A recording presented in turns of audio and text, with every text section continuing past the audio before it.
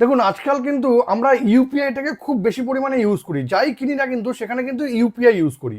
আমরা কিন্তু পকেটে ক্যাশ রাখি না বললেই চলে। তো সেম অবস্থা আমার মতন যদি আপনাদেরও হয়ে থাকে, তবে কিন্তু 1 আগস্টের পর থেকে এই ইউপিআই নিয়মে কিন্তু অনেক কিছু চেঞ্জেস আসছে। এই চেঞ্জেসগুলো একটু শুনে রাখুন, এটা কিন্তু আপনাদের অনেক কাজে আসতে পারে।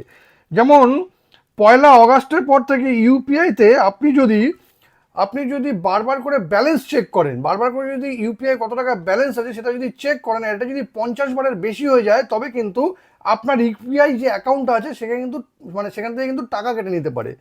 সেকেন্ডে যেটা আছে, আপনার ইউপিআই অ্যাকাউন্টের সঙ্গে আর কোন কোন ব্যাংক অ্যাকাউন্ট লিঙ্ক করা আছে এটাও যদি আপনি বারবার চেক করেন, তবে কিন্তু এটারও একটা লিমিট করা হয়েছে, সেটা হচ্ছে 25 বার। 25 বারের বেশি কিন্তু আপনি বারবার করে চেক করলে কিন্তু আপনার টাকা কেটে নিতে পারে।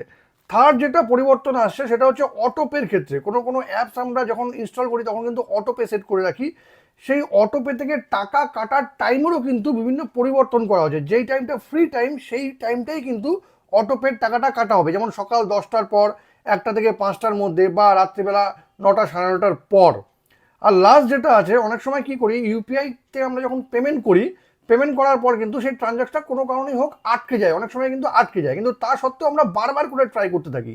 তো এরকম অবস্থাতেও কিন্তু আপনার যে ইউপিআই অ্যাকাউন্ট আছে সেখান থেকে কিন্তু টাকা কেটে নেওয়া হতে পারে, বা আপনার কিন্তু ফাইন হতে পারে। তো 1 আগস্টের পর থেকে এই নিয়মগুলো কিন্তু আসতে চলেছে। যখন চলে আসবে ডিটেলসে এটা নিয়ে আমি একটা ভিডিও বানাবো।